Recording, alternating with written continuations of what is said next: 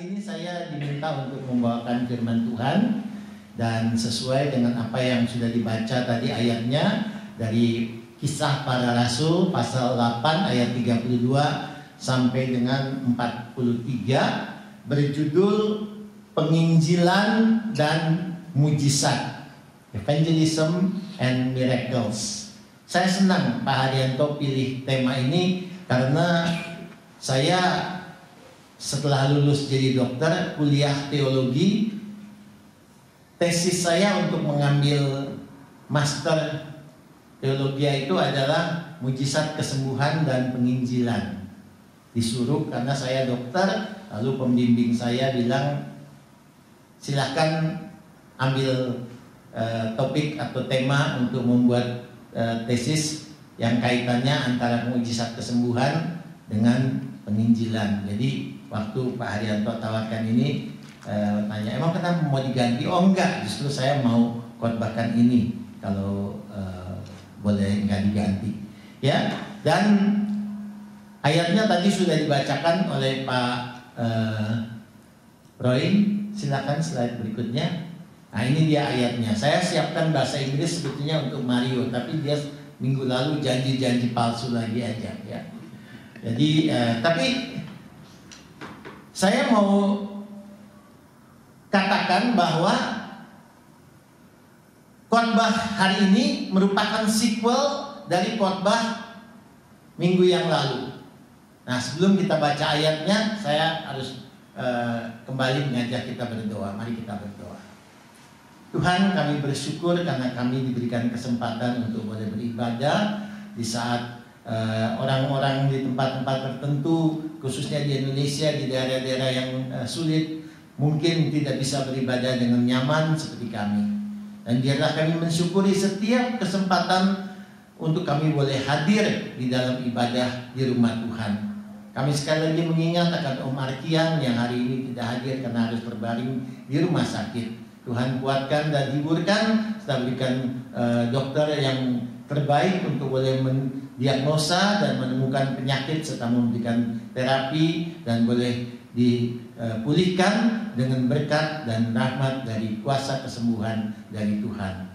Kami berdoa untuk firman yang akan kami renungkan yang sudah dibacakan oleh Pak Roy. Berkati hamba-Mu yang dalam kondisi yang tidak begitu fit karena kemarin agak lelah setelah cuci darah, dan kami mohon kekuatan untuk Roh Kudus, dari Roh Kudus untuk boleh mencerahkan kami firman yang sudah dibaca, firman yang sudah tertulis untuk boleh menjadi firman yang tumbuh dan berbuah untuk boleh kami mengerti dan kami pahami dan boleh kami lakukan dalam kehidupan kami, secara khusus untuk mencermati tema hari ini, mujizat penginjilan dan mujizat kesembuhan. Berkati akan setiap kami di dalam nama Tuhan Yesus, firman yang sudah inkarnasi menjadi manusia. Kami sudah berdoa dan bersyukur. Amin. Ya, saya tanggal 7 Juli itu berkhotbah dari Kisah Para Rasul pasal 8 ayat 1 sampai dengan 4. Dan saya tahu ada beberapa yang tidak hadir ya, apalagi hari ini kita kedatangan Om Teja dan Tante Siani, Mama dari Magda, Ibu Bapak mertua dari Pak Sugi. Selamat datang kembali ya. Mau ketemu di Jakarta tapi susah banget karena sama-sama sibuk berobat. Saya sibuk berobat, Tante Siani juga sibuk berobat. Ya, di dalam Kisah Rasul pasal 8 saya bacakan ayatnya saja. Saya tambah, tadi kan kurang panjang Pak Roy ya, biasanya lebih panjang kan ya. Jadi saya tambah. Saya baca ayat ini secara cepat aja, jangan takut. Saya makin panjang ayatnya, khotbahnya makin singkat. Kalau Pak Haryanto makin panjang ayatnya, khotbahnya juga sekarang lebih singkat. Gitu ya Pak ya, haleluya. Kita saling melengkapi. Kisah Para Rasul 8 ayat 1 sampai dengan 6 ini hanya memori saja. Saulus yang kemudian menjadi Paulus juga setuju bahwa Stefanus mati dibunuh. Pada waktu itu mulailah penganiayaan yang hebat terhadap jemaat di Yerusalem. Mereka semua kecuali rasul-rasul tersebar di seluruh Yudea dan Samaria. Orang-orang saleh menguburkan mayat Stefanus dan meratapinya dengan sangat. Tetapi Saulus berusaha membinasakan jemaat itu, dan ia memasuki rumah demi rumah dan menyeret laki-laki dan perempuan keluar dan menyerahkan mereka untuk dimasukkan ke dalam penjara. Mereka yang tersebar itu, para rasul yang tersebar itu, menjelajah seluruh negeri itu sambil memberitakan Injil. Dan Filipus juga pergi ke suatu kota di Samaria dan memberitakan Mesias kepada orang-orang di situ. Ketika orang banyak itu mendengar pemberitaan Filipus dan melihat tanda-tanda yang diadakannya, mereka semua dengan bulat hati menerima apa yang diberitakannya itu. Ini ayat yang sudah saya khotbahkan tanggal 7. Singkatnya, yang paling menonjol waktu itu khotbah saya dan diingat oleh jemaat adalah karena saya salah ketik, bukan saya, handphone saya. Kota Samaria diketik Samarinda. Jadi saya nggak cek lagi. Pak Haryanto juga saya punya rekan, saya kirim, oke Pak, bagus, saya ke Pak, please cek. Dia nggak cek juga. Jadi Samarinda tetap ada di slide. Sugi juga yang sama Pak Herman, yang ini main copy paste aja semua. Mana ada zaman itu Samarinda? Itu di HP Samaria, ya, Samaritan. Tapi ya sudah. Jadi khotbah saya diingat Samarindanya. Tetapi yang penting adalah waktu itu saya mengatakan mujizat kesembuhan itu menjadi tanda pemberitaan Injil yang sejati. Itu lihat di sana, orang banyak mendengar pemberitaan Filipus. Itu di atasnya dikatakan mereka menjelajah seluruh negeri itu sambil memberitakan Injil. Injil, Pak Haryanto dan saya sudah sering mengingatkan, itu bukan berkaitan dengan beras, dengan pakaian bekas, atau dengan uang yang diberikan secara cuma-cuma, tetapi berkaitan dengan Kristus yang mati, Kristus yang bangkit, Kristus yang naik ke surga, Kristus yang mengutus Roh Kudus, dan Kristus yang akan datang untuk kedua kali untuk menjemput kita yang percaya. Jadi itu yang diberitakan, dan ada tanda, ada sign, ada miracles yang menyertai yang diadakannya. Slide terus, ya. Iya. Nah, ini adalah part 1 sequelnya yang minggu lalu. Sebetulnya ini ada 4 dengan khotbah ini ada 4 sequel, 4 part. Seperti film kan, sekarang lagi mau keluar film lagi yang katanya seri keberapa dari Marvel, ya, si Deadpool sama Wolverine, ya. Itu keberapa? Mau keluar lagi Batman kedua sequel, ya. Pada Batman udah banyak filmnya, macam-macam lah, ya. Saya juga khotbah nggak mau kalah dong. Kita sequel juga, menyambung. Walaupun kita nggak janjian, Pak, saya bikin nomor 1, Bapak nomor 2, nomor 3, saya nomor 4. Enggak. Pak Haryanto nentuin, kita gumulin bersama pimpin Roh Kudus. Jadi minggu lalu tanggal 7 itu Filipus di Samaria, bukan di Samarinda. Yang kedua, tanggal 14 itu Pak Haryanto mengkhotbahkan tentang bagaimana Filipus membaptiskan Sida-Sida, Yunus dari Ethiopia, seorang yang bukan orang Yahudi, bukan orang Girika, tetapi orang Afrika, Ethiopia, yang mungkin berkulit hitam. Kalau lihat gambarnya kita akan tahu, ya, ada lukisan. Itu di Kisah Rasul 8 ayat 26 sampai 40. Dan di situ ada kalimat yang penting dari Pak Haryanto. Begitu adalah baptisan tidak menyelamatkan. Baptisan cuma cara, dan caranya mau pakai air dicepratin atau mau pakai air dicemplungin. Sorry bahasa saya kurang bagus ya Pak, ya. Tapi yang lebih diingat itu kok. Enggak soal. Yang penting adalah beriman kepada Kristus, dan setelah itu sebagai syaratnya atau tata upacara ini adalah dibaptiskan. Saya mengatakan baptisan itu cuma ijazah atau ini upacara. Tapi ijazah atau lulusnya, jadi misalnya dia jadi perawat udah lulus sebelumnya kan. Kalau enggak wisuda kan. Iya, benar, kalau belum lulus kan belum dapat ini, nggak wisuda kan. Sudah kuliah, sudah selesai semua kan, baru di wisuda. Nah, baptisan itu sudah ikut semua, lalu tinggal wisuda pakai toga, ya. part 2. Lalu minggu lalu dengan jelas sekali dan tuntas Pak Haryanto membahas tentang Saulus yang tadi kita baca menyaksikan Stefanus dirajam sampai mati, bertobat dan menjadi rasul, berganti nama menjadi Paulus. Nah ini soal ini Paulus ganti nama, Saulus ganti nama jadi Paulus. Ada mahasiswa teologi ya, saya nggak sebut di sekolah mana ya, dia nggak lulus, ujian gagal lagi, kasihan tapi baik ya. Jadi dosennya baik, bilang udahlah kasih dia pertanyaan yang gampang aja dah. Apa gampang? Dikasih tahu sama dosen. Nanti saya tanya kamu, siapa raja pertama Israel? Tahu? Iya. Siapa? Saulus. Gitu. Oke. Jawab itu ya. Jadi kamu pasti lulus. Udah ujian. Di depan udah ditanya.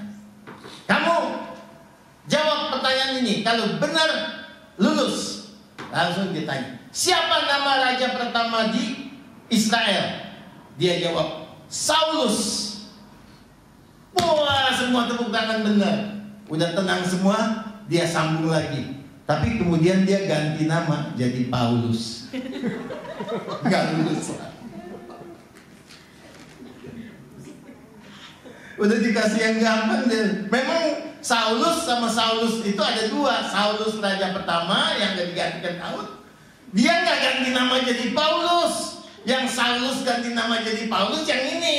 Ya, si Paulus ya betulnya. Jadi jangan tambah-tambahin kalau ditanya. Kalau dosen udah baik ngasih pertanyaan, lu jangan tambah-tambah dah, improvisasi. Nah, nanti jadi salah kan. Nah, saya juga nggak mau banyak-banyak improvisasi, ntar jadi salah. Yang hari ini saya khotbah adalah yang keempat. Petrus ada di Lida dan ada di Yopa. Setelah itu di Lida itu Petrus menyembuhkan Eneas, seorang yang bernama Eneas. Lalu di Yopa Petrus membangkitkan siapa namanya, Dorcas. Ya, ini dua hal yang kemudian dijadikan tema oleh Pak Haryanto, penginjilan dan mujizat. Ini sign dan mujizat. Maka miracle-nya apa? Yang pertama adalah Petrus menyembuhkan Eneas. Miracle yang kedua adalah Petrus membangkitkan Dorcas. Sebenarnya memang mujizat yang paling sulit adalah membangkitkan atau menyembuhkan penyakit. Ya, saya nggak bisa menyembuhkan model Eneas.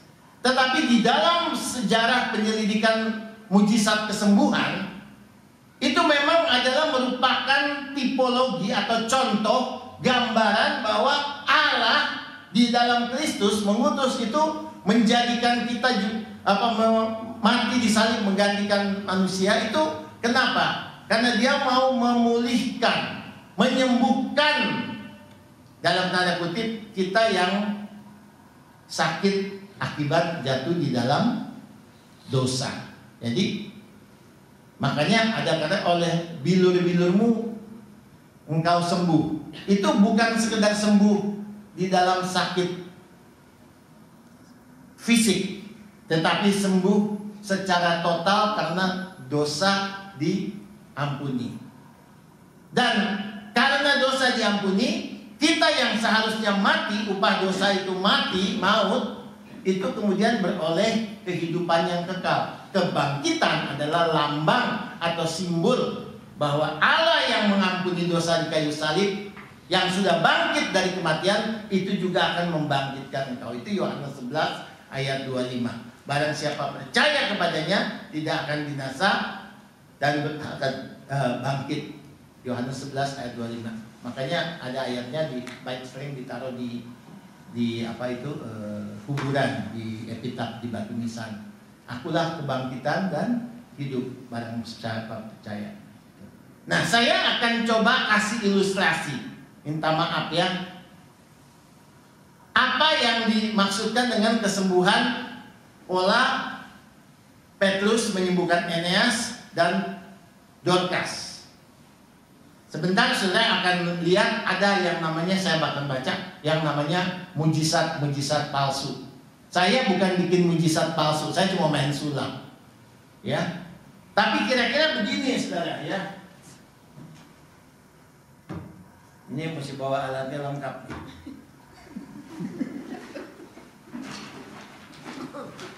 Kan udah janji, kalau saya janji pasti saya tepatin ya.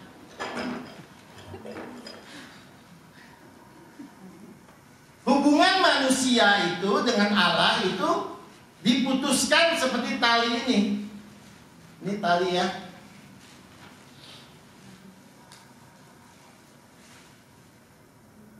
Tali biasa. Setan melalui ular, memakai ular untuk menggoda akan manusia, sehingga manusia yang adalah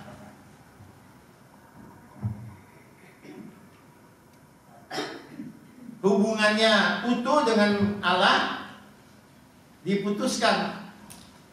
Ya, intinya Pak.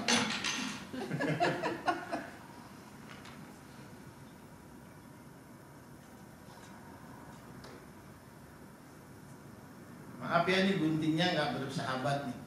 Ya. Maka hubungan manusia dengan Allah itu jadi terputus seperti tali ini. Bisa disambung, bisa. Kita sambung aja.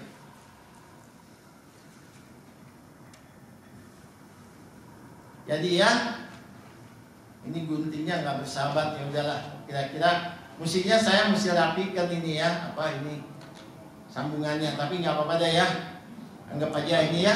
Tapi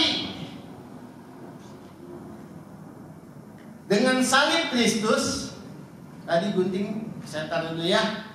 Maka hubungan manusia dipulihkan.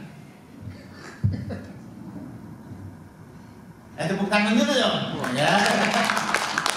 Ini menyembuhkan. Hubungan akibat dosa yang diputuskan dipulihkan. Nah, yang kedua adalah setan bukan cuma satu kali, dia mau berkali-kali. Ini karena guntingnya putus, jadi sayangnya. Nah, ini ada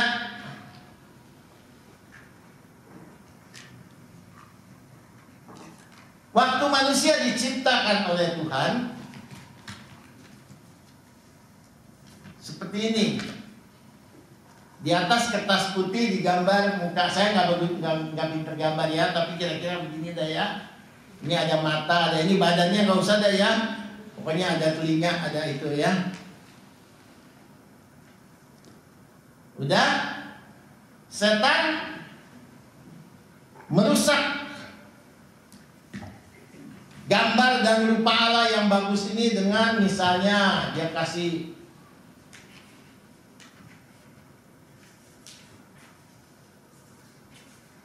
gini misalnya ya, jadi kebakar api ya kan,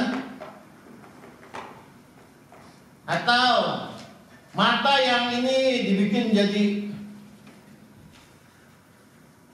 mulut yang senyum dibikin jadi sedih, kepala yang kebakar api dibikin jadi pusing, ya, kuping yang mau mendengar dibikin jadi budak. Ini manusia. Ya. Bukan itu saja. Setan kemudian gambar sudah bagus banget, bukan cuma dirusak, dia robek. Dia mau hancurkan. Bahkan dia mau bakar. Ini ada ini ya, korek api ya.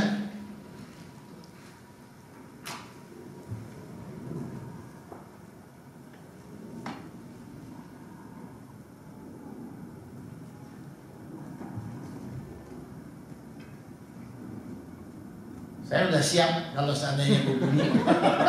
Ini bukan alat sulap.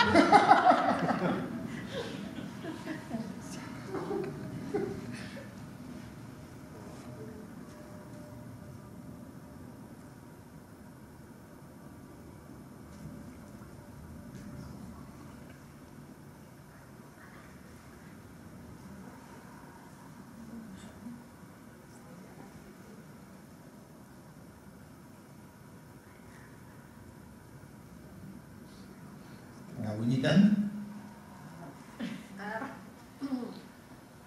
Kalau semua alarmnya bunyi, saya udah siap, jangan takut.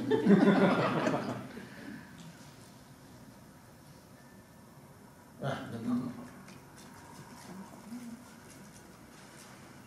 Takutlah. Ya, tapi kemudian, wih masih panas ya. Tapi dengan salib Kristus di dalam Efesus pasal 2 mengatakan diciptakan kembali. Maka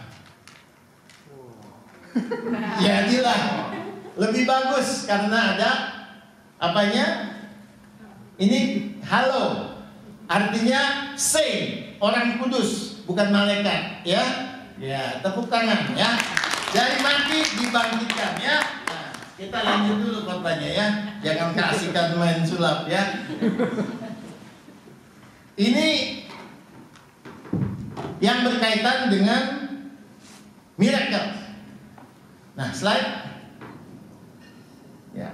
Fokus saya bukan pada mujizatnya di khotbah ini, yaitu membangkitkan Eneas dan menyembuhkan Eneas dan membangkitkan Yope. Dengan segala ceritanya yang tadi sudah dibacakan Pak Roy, bagaimana Yope itu si Dorcas itu baik dan sebagainya, sampai ada yang pakai nama Dorcas untuk panti asuhan, ada yang pakai juga untuk panti werda, dan banyak juga ibu-ibu yang pakai nama Dorcas. Ya, bapak-bapak jangan.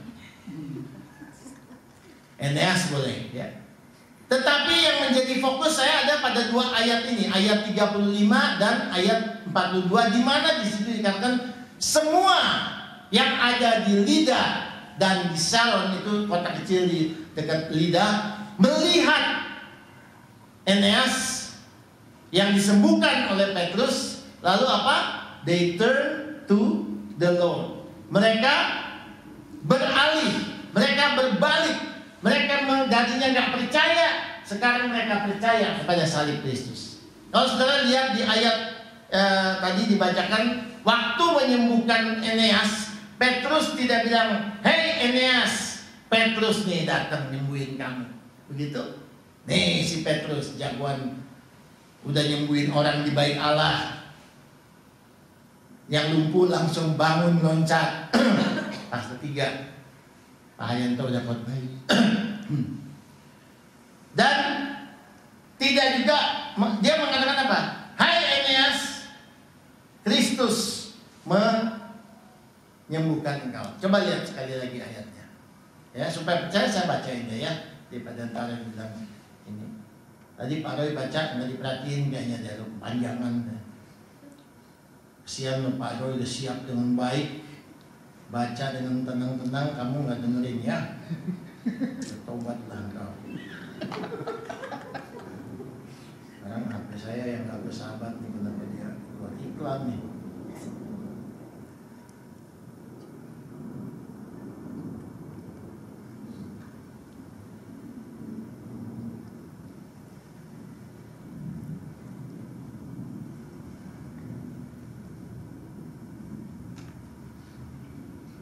Kisah Para Rasul 8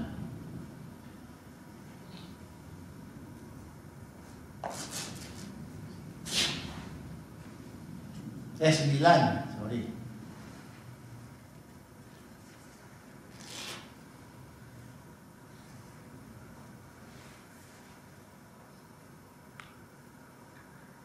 Ayat 34, kata Petrus kepadanya, Eneas, Yesus Kristus menyembuhkan engkau. Bangunlah dan bereskanlah tempat tidurmu. Seketika itu juga bangunlah Eneas. Jelas siapa yang menyembuhkan?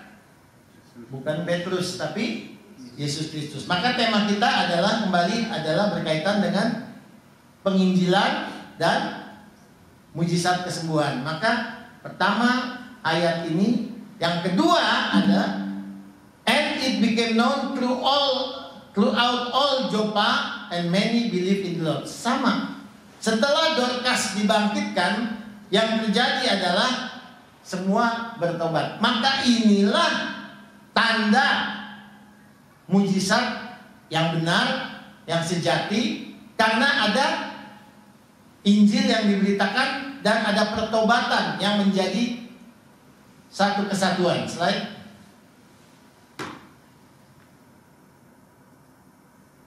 Nah, maka tema kita penginjilan dan mujizat itu adalah paralel. Tidak bisa dipisahkan. Seperti jalan kereta itu ada dua relnya kan, kecuali sekarang monorail atau kereta yang baru itu yang WUS ya. Saya baru dapat berita WUS. Orang Indonesia memang nggak tahu nggak tahu diri lah. Kereta bagus-bagus dicolongin jok kepalanya sama itunya yang buat senderan kepalanya. Jadi mereka naik, enak nih bang buat ininya, nggak pikir orang lain, diambil aja. Kelihatan di video ada diambil ya, copotin, masukin ke tas ranselnya. Anak muda lagi. Kereta itu relnya ada dua sejajar, nggak bisa rel yang satu mau ke sini, yang rel yang satu mau ke sana. Sama juga kalau ada pendeta dua, Pak Ariatona, gue mau ke sana, Robi lu ke sini, nggak ketemu, satu ke sana atau ke sini. Ya kan? Atau sebaliknya, saya mau ke sini, saya mau ke sini. Jadi tabrakan. Kecuali monorail ya, satu relnya atau ini harus berjalan secara paralel atau bahasa lebih kerennya integrated. Berintegrasi, saling melengkapi, saling menyatu, saling mendukung dan berjalan bersama-sama. Itulah makanya yang mana yang lebih penting, saya senang karena Pak Haryanto tulis duluan evangelism. Yang penting itu evangelism duluan. Tanda itu menyertai. Tanda itu adalah bagian dari, jangan terbalik. Mujizat dulu, tapi penginjilannya dulu. Lalu yang kedua, penginjilan dan mujizat bisa dibedakan. Can be distinguished, but tidak bisa dipisahkan. Mereka itu satu kesatuan, seperti uang logam. Satu keping ada sisi kiri, ada sisi kanan. Betul? Bisa dibedakan? Bisa. Ini sisi satu, ini sisi yang lain. Tapi tidak bisa dipisahkan jadi dua, karena jadi nggak jadi uang logam lagi. Uang 100 juga atau $50 juga sama begitu.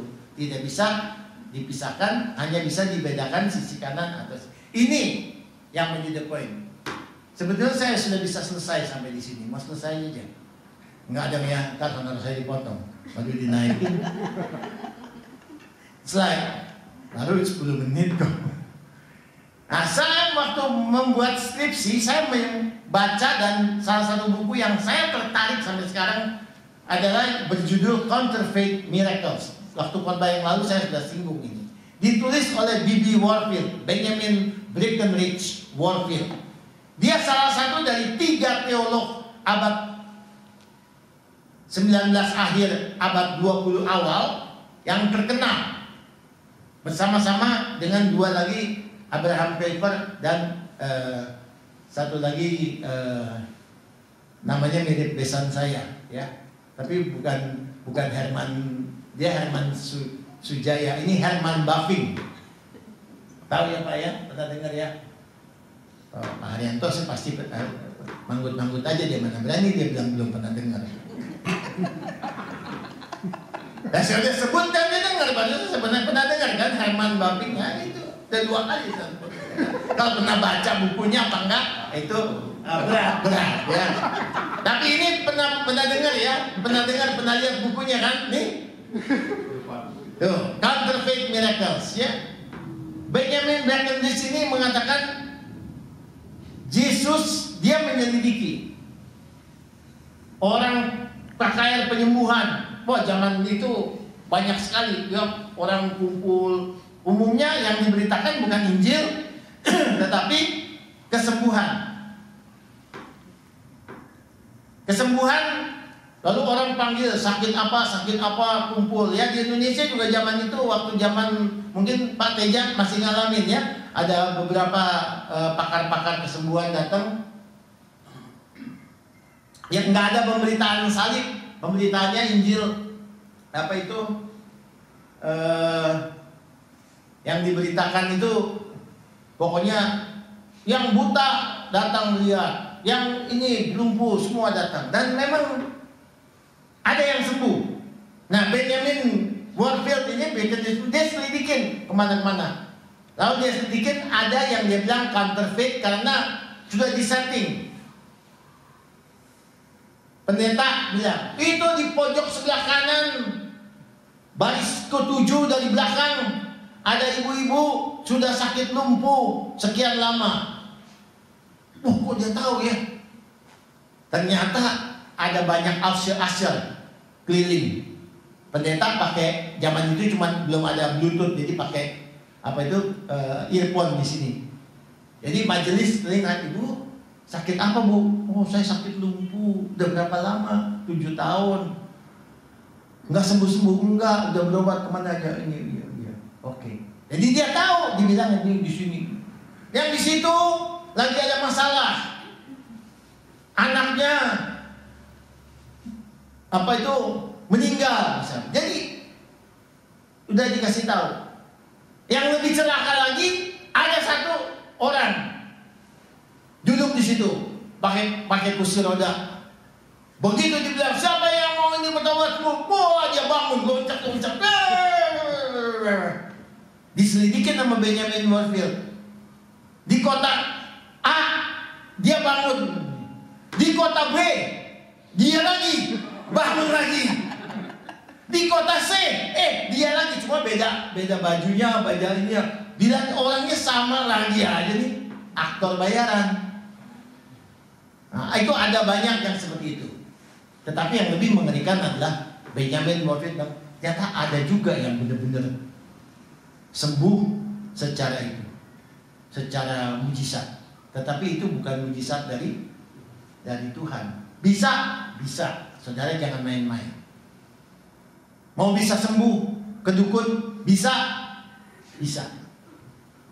Bisa kaya dari Gunung Kawi, bisa. Tapi saudara jangan main-main. Setan tidak pernah seperti Kristus kasih keselamatan secara cuma-cuma. Dia mati di kayu salib. Setan tidak pernah kasih something take it for granted. Hati-hati. Ada banyak orang kaya, kemudian kok anaknya mati ya? Kok musibah terus? Itu yang di bahasa Indonesia dibilang tumbal. Apa Pak tumbal bahasa Inggris? Setan minta tumbal. Lu mau kaya boleh gua kasih, tapi ada gantinya. Lu mau kasih apa? Hati-hati. Nah, ini yang diselidiki oleh Benjamin Warfield. Ada yang waktu dia datang orang sembuh. Misalnya penginjil dan pengkhotbahnya datang, sakit sembuh. Begitu dia pergi dari, misalnya dia datang di Sydney, dia pergi ke Melbourne, yang di Sydney sakitnya sakit lagi, balik lagi. Cuma temporary, cuma sementara. Itu juga kejadian. Saudara baca di Alkitab, ada yang disembuhkan secara mujizat oleh kuasa Kristus, balik lagi sakit. Ada juga 10 orang buta, ya betul ya Pak ya, disembuhkan. Yang balik 1 bukannya sakit, yang 9 sakit lagi enggak. Saya ngarepin sih lu sakit lagi, tapi enggak. Itu kalau si Robi yang nyembuhin. Tuhan Yesus enggak. Cuma Tuhan Yesus saya kan, kok yang sembuh kan 10. Kenapa 1 cuma yang balik? Sudah hati-hati, jangan jadi yang 9 ya. Disembuhkan Tuhan, tidak bertobat, hanya menikmati itu, namanya cuma menikmati berkat jasmani, tidak mengalami berkat secara rohani. Sebentar ke akhir saya bilang, mata lu lebih buta dari orang yang buta, tidak melihat anugerah yang lebih besar. Dia katakan begini, Yesus mengingatkan kita di akhir zaman banyak nabi palsu yang akan melakukan mujizat dan mempengaruhi atau menghapusi atau mengelabui orang-orang pilihan. Therefore, we should not seek miraculous gift. Makanya jangan cari mujizat, karunia mujizat. Amin. Ya berani amin kan lu, gue mau mujizat Pak. Saya juga mau mujizat kalau boleh cuat mendadak ginjal saya baru lagi 2. Kemarin aja saya nggak bisa doa karena aduh lemes nih. Besok mau kuat bantal nggak ada tenaga. Pak Robi bilang Pak Robi kekurangan ini tenaga, padahal katanya sakit-sakit. Betul saudara, saya lemes. Tapi kalau lagi khotbah yang nggak tahu Tuhan kasih kekuatan, anugerah aja. Dia katakan, tapi jangan cari mujizat kesembuhan atau miracle. Cari siapa? Yang dicari apa? Carilah Tuhan yang membuat mujizat itu. Amin. Jangan cari berkat, carilah sumber berkat, pemberi berkat. Amin. Banyak orang sayang cuma cari miraculous gift. Lebih percaya pendeta yang punya miraculous gift daripada pendeta yang memberikan Injil yang sejati. Nah, Pak Haryanto payah, Pak Robi payah. Ceritanya Injil terus. Tuh lihat dong tuh pendeta yang lebih ganteng, udah lebih ganteng. Orang sakit dia sembuhin, orang miskin dia kayain. Habis gitu orang-orang jemaatnya dia masukin neraka semua. Lu ikut kan? Lalu dia katakan lagi, pekerjaan Roh Kudus, the work of God's Spirit, selalu di-counterfeit oleh musuh. Setan selalu bikin mujizat. Jangan pikir dia nggak bisa bikin, bisa. Lalu bacalah di Matius 7 ayat 15 sampai 17, saudara baca sendiri. 2 Petrus 2 ayat 1 sampai 22, 1 Yohanes 4 ayat 1. Itu memberikan petunjuk atau guidance bagaimana gereja bisa membedakan nabi yang palsu dengan nabi yang sejati. Alkitab katakan akan banyak, bukan 1, bukan 2, bukan sedikit, tetapi banyak. The Bible said there will be false teachers in the ends of time. The false teachers kan S, pakai S kan, banyak kan. Bahasa Inggris kan bagus. Kalau one teacher, banyak teachers. Bahasa Indonesia sama, 1 buku, banyak buku juga, nggak banyak bukus. Atau 1 tiku, banyak tikus. Nggak juga begitu kan, 1 tikus, banyak tikus juga. Repot aja kalau lebih banyak tikus kan. Does that mean we should abandon the gift of teaching for fear of being deceived? Apakah kita harus tinggalkan, jangan percaya lagi mujizat? No, mujizat tetap ada, tetapi jalannya paralel dengan penginjilan dan harus diuji. Itu makanya Paulus bilang, ujilah segala. Tuh, beware ya, yang mengajar kesalahan dan melakukan mujizat yang palsu. The fact that Satan can counterfeit a true ministry of the Spirit should not result in rejecting that ministry of the Spirit.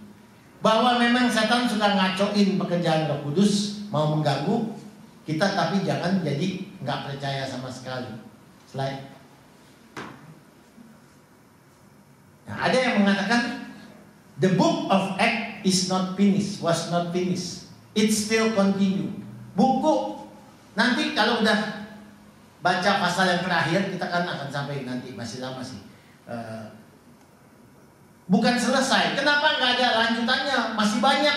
Paulus setelah itu ada sampai banyak rasul-rasul yang lain, tapi nggak dicatat. Karena apa? Karena dilanjutkan dengan kehidupan secara nyata melalui pelayanan para penerus dari para rasul. Seperti minggu lalu kita mendengar kesaksian dari video seorang bernama Arsin Yafid, khotbah minggu lalu.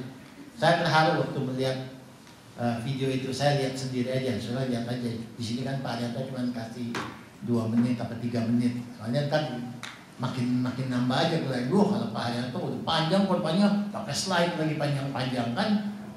Mendingan Pak Robi ya pendek nggak pakai. Gue juga mau pakai slide ntar ya, biar panjang dikit juga. Ya, kenapa? Karena masih dilanjutkan. Mujizat tidak pernah berhenti. Tetapi yang saudara harus hati-hati adalah mujizat yang palsu. Slide coba lihat. Nah, ini ada real miracles witnesses. Ini sama lagi. Saya cerita Om Herman ya. Ini Om Herman bukan Herman ini, tapi nama Herman memang pasaran heran banyak bener. Nama tuh Haryanto, jarang. Oh banyak juga ya. Apalagi Yanto. Ya sekarang nama Yanto lebih populer tuh, anak sama bapak. Gue gak sebut Yanto siapa kan. Om Herman ini saya kenal waktu saya masih muda. Dia sudah tua. Lalu dia kesaksian. Om, dia tukang masak, pinter masak, ngajarin saya masak. Kalau kumpul persekutuan di rumah dia masak, dia masaknya enak. Lalu dia kesaksian yang saya tidak pernah lupa. Saya share. Saya tanya, Om bisa bertobat bagaimana Om? Keluarga semua bukan orang Kristen. Lalu si Om yang sudah agak tua ini sekarang sudah meninggal dia. Dia bilang begini, saya tuh nggak pernah percaya sama Kristen lah, Tuhan Yesus lah apa. Tapi saya sakit hernia, turun berok, tahu ya? Hernia apa bahasa medisnya? Ya hernia ya. Jadi ada yang bilang itu datang hamba Tuhan tuh, terkenal tuh dari China, John Sung. Kaget dong, John Sung terkenal. Siapa lagi? Dia bisa nyembuhin. Dia Om Herman ini miskin, keluarga yang pas-pasan, mesti operasi. Zaman itu juga susah kan, mesti dioperasi. Itu turun buruk itu hernianya mengganggu sekali, jalannya susah, mesti pakai penunjang dari karet ban dalam, karena zaman itu belum ada pampers yang bagus, jadi pakai ban dalam kayak timpan ini untuk jaga. Waktu dia dengar khotbah, dia ngerti bahasa Mandarin, Johnson pakai Mandarin, dia ngerti. Dia dengar Injil bekerja, Roh Kudus bekerja. Dia bilang dia mau percaya. Apa yang diberitakan itu dia bertobat, dia mau percaya. Waktu dia bertobat, waktu dia percaya Kristus, dia bilang, tiba-tiba Robi, saya punya hernia kayak diisep ke atas.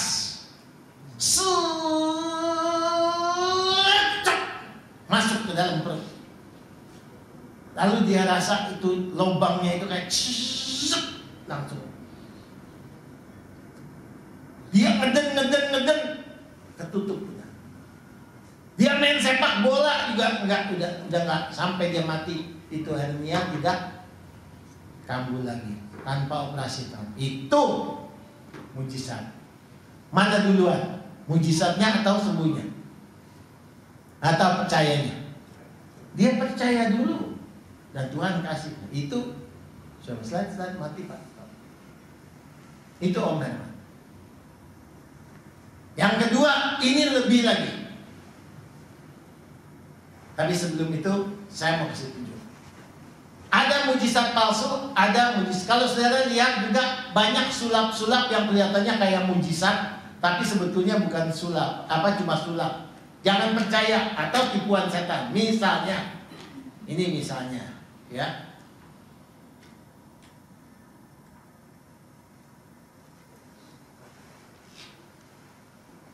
saudara, saya punya sapu tangan ya.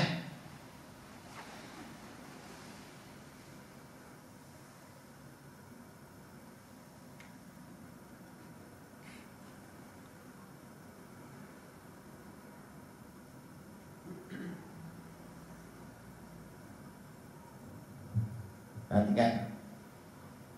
1, 2, 3, 4.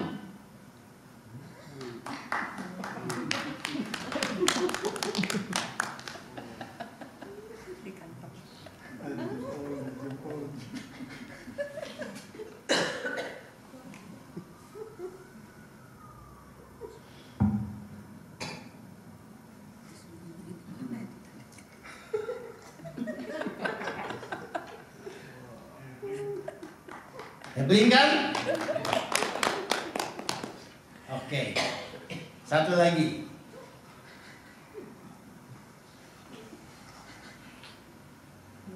Ini ada telur ya.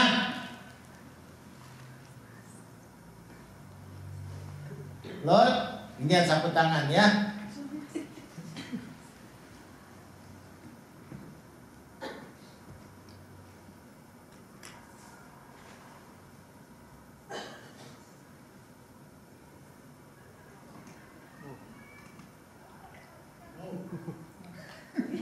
Nah, sini.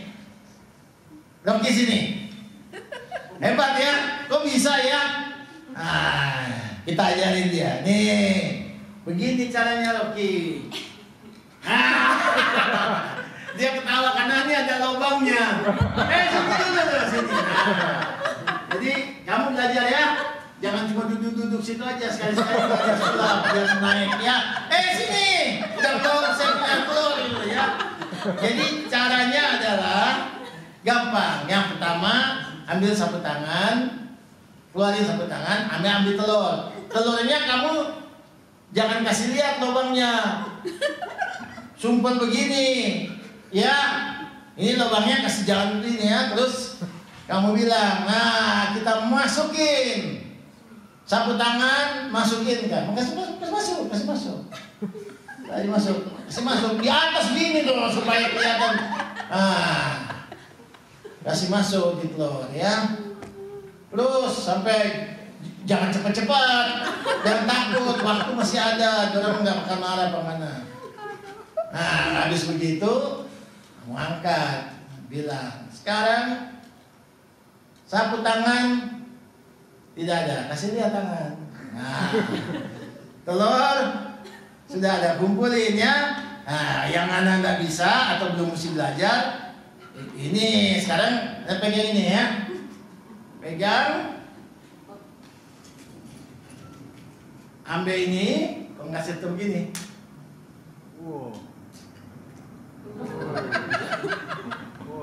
Nah, ini belum belajar. Tepuk tangan buat Rocky. Itu cuma tipu-tipu aja ya, mesti belajar ya. Saya belajar dari mahasiswa sebelum jadi pendeta sudah belajar ya. Jadi ini telur betul. Kalau nggak percaya nanti suruh ibu ini masak ya.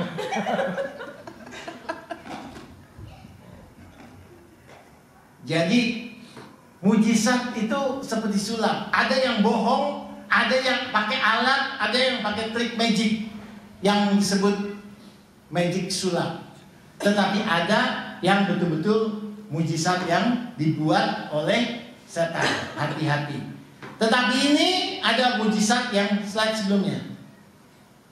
Nah, ini ada seorang bernama Christopher Duffy. Ini akhir dari khotbah saya. Dia anak yang lahir 7 bulan kurang, 26,5 minggu. Saya 7 bulan lebih, 1 minggu. Dia 26. Tetapi ibunya keracunan waktu melahirkan, prematur karena keracunan kokain. Lalu waktu dia dilahirkan, matanya buta, dua-duanya.